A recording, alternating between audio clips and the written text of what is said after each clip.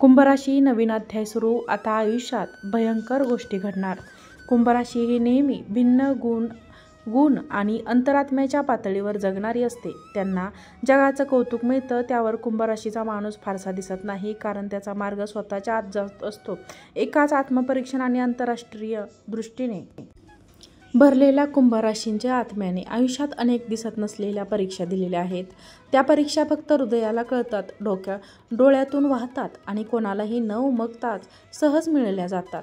समाजाने चुकीचा समजलं, प्रेमाने ओळखलंच नाही, कुटुंबाने दुर्लक्ष केलं आणि वेळेने नेहमीच उशीर केला. पण या सगळ्या क्षणातही कुंभराशींच्या मनात एक गोड विश्वास कायम होता. आपण एकटे नाही, कुठेतरी एक दैवी डोळा आपल्याकडे पाहतोय आणि आज तो डोळा उत्तर देतोय.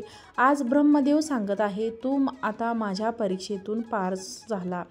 तुझ्या आत्म्याला आता शांतता, सन्मान आणि स्त्रियांचे फळ मिळणार आहे. त्यात कुठेही ओळाशलेलं नाही. त्या वेदनांनी एक ब्रह्मतेज निर्माण केलं आहे, जे आता संपूर्ण आयुष्य प्रकाशमान करणार आहे.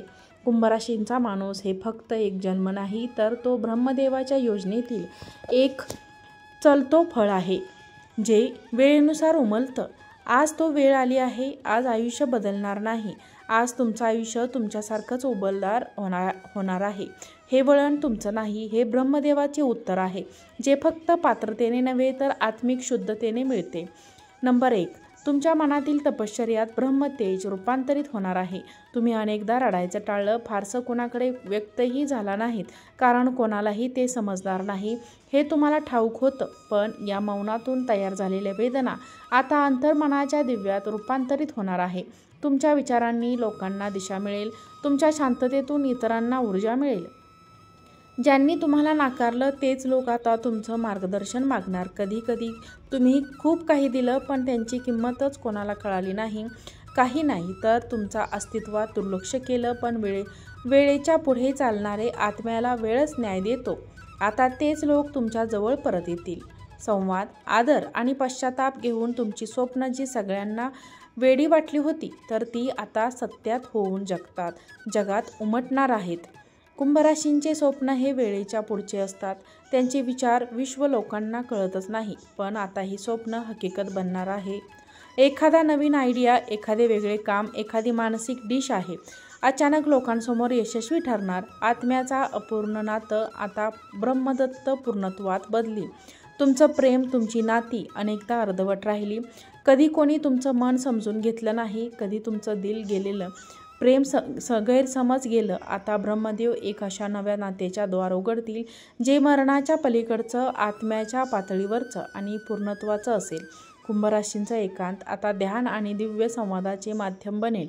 तुम्ही कितीतरी वेळा एकटं राहिलं स्वतःच्या विचारांचा गुहेत. ते एकांत आता विलगतेचा नसतील, ते ध्यानाचे असतील. या काळात तुम्हाला पूर्वजांचे संकेत, ब्रह्मदृष्ट मार्गदर्शन आणि दैवी स्पर्श जाणवतील. तुमचं गोड आयुष्य आता प्रेरणेचा स्रोत होणार. तुम्ही खूप काही सहन केलं, पण कोणालाही न कळता तुमचं आयुष्य एक अज्ञात प्रवास वाटला, पण त्यातच एक दैवी कथा दडलेली होती. आता इतर लोक तुमच्या प्रवासाकडे दिसणार, सत्य नव्हे तर अदृश्य तेज म्हणून पाहतील. आर्थिक व स्थैर्याच्या बाबतीत एक दैवी संधी अचानक उलगडणार. कधी पैसा थांबला, कधी योग्य ती संधी पुढे झाली नाही, पण तुम्ही न थांबता, न कुरकुरता चालत राहिल्यात. आता ब्रह्मदेव न मागता देणार आहे आर्थिक स्थैर्य, नवीन संधी, जुनी थांबलेली उधारी आणि कधी न मिळालेली किंमत. सर्व काही एकाच लाट येतील आणि मनात समाधान घेऊन येतील. नंबर 8 आहे तुमचं ज्ञान. आता इतरांचा प्रकाश बनेल तुमचा आदर. ज्ञान, ज्या गोष्टी तुम्ही समजलात, अनुभवलात, त्या आता तुमच्यासाठीच न राहता इतरांना दिशा देणारा ठरतील. तुम्ही अनाहूतपणे गुरूंचं काम करू लागला. तुमचं अस्तित्व इतरांसाठी सत्याचा आरसा ठरेल, अर्थ लागेल. तुमच्या वेगळेपणाचा आता दैवी स्थान मिळेल आणि तुमचा दृश्य संयम आता दृश्य फळ बनेल. कुंभराशी, ब्रह्मदेव आता तुमचं मन फळात रूपांतरित करतील. कुंभराशी, तुमचं आयुष्य एक परीक्षा नव्हती, तर ते एक अदृश्य तपश्चर्य होतं.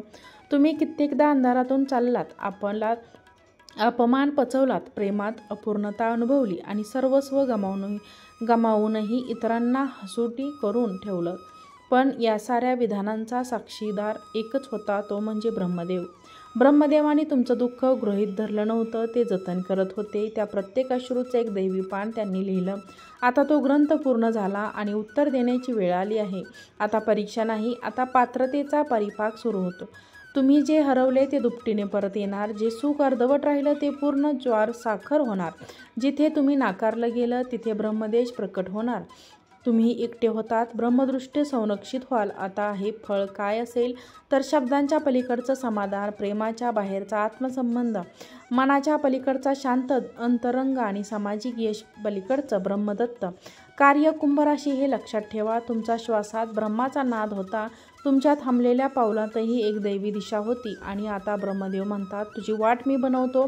हे वळण म्हणजे केवळ जीवनात यश मिळणं नाही, हे म्हणजे तुमचं संपूर्ण अस्तित्व ब्रह्मसंगतीत विलीन होणं. आणि अंतिम विचार पाहूया. कुंभराशी, तुम्ही जेव्हा बोलला नाही तेव्हा ब्रह्मदेव ऐकत होते, आणि तुम्ही जेव्हा थांबलात तेव्हा ब्रह्मदेव चालत होते. तुम्ही जेव्हा पडलात तेव्हा ब्रह्मदेव आधार देत होते. आणि आता ते स्वतः पुढे येऊन म्हणत आहेत, आता माझं उत्तर घे. हे उत्तर म्हणजे तुमचं नाही, हे त्या प्रत्येक अश्रूंचं उत्तर आहे. त्या प्रत्येक त्यागाचं फळ आहे. आणि त्या प्रत्येक मौनाचं मागचं ब्रह्मस्पर्श आहे. कुंभराशी, तुमचं आयुष्य आता कर्मावर चालणार नाही, ते ब्रह्मदेवाच्या कृपेने चालणार आहे.